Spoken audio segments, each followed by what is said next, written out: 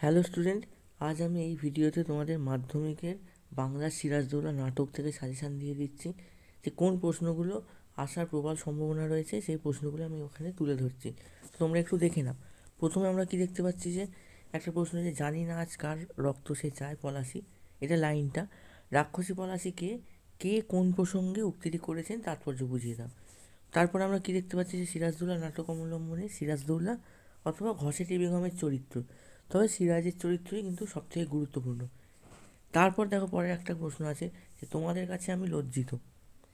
এটা হচ্ছে লাইনটা। এবার কোশ্চেনটা আজকে বক্তা কাদের কাছে কেন লজ্জিত। তবে এখানে এর আগে একটুখানি অনেক সময় এটা দেয় যে বক্তা কে, তারপর এটা দেয় যে তিনি কাদের কাছে কেন লজ্জিত। তারপর এটা দেখো দিয়েছে কি, আমার এই অক্ষমতার জন্য তোমরা আমাকে ক্ষমা করো। এখানেও তাই, যে বক্তাকে তিনি কোন অক্ষমতার জন্য ক্ষমা চেয়েছেন বা কাদের কাছে ক্ষমা চেয়েছেন। পরের প্রশ্নটা দেখতো যে মনে হয় ওর নিঃশ্বাসে বিষ, ওর দৃষ্টিতে আগুন, ওর অঙ্গ সঞ্চালনে ভূমিকম্প।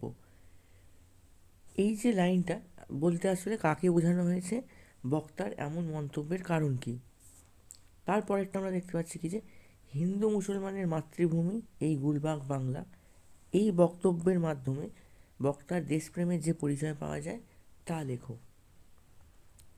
এরপর আমরা কি দেখছি দেখো, আছে শুধু প্রতিহিংসা, কে কার উদ্দেশ্যে কথাটি বলেছেন, প্রতিহিংসার কারণ কি। তারপর একটা দেখো, জাতির সৌভাগ্য সূর্য আজ অস্তাচলগামী, উক্তিটির তাৎপর্য বিশ্লেষণ করে ব্যাখ্যা করো। তারপর দেখো কী দিয়েছে, বাংলার ভাগ্যাকাশে দুর্যোগের ঘনঘটা, বক্তাকে, বক্তার এমন ধারণার কারণ কি। আর একটা লাস্ট যে প্রশ্নটা, যে বাংলার এই দুর্দিনে তোমরা আমাকে ত্যাগ করবেন না বা আমাকে ত্যাগ করবেন না, কে কোন প্রসঙ্গে এই উক্তিটি করেছেন, এই উক্তির মাধ্যমে বক্তার কোন মানসিকতার পরিচয় পাওয়া গেছে।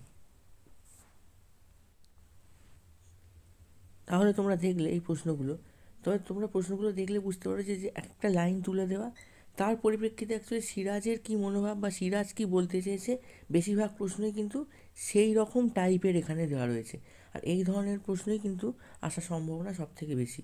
যে কোনো প্রশ্ন তুমি দেখো যে বক্তা এখানে বেশিরভাগ ক্ষেত্রেই সিরাজ, আর সিরাজের এই মনোভাব বা এই ধারণার কারণ কি, সেইগুলোই কিন্তু এখানে দেওয়া রয়েছে।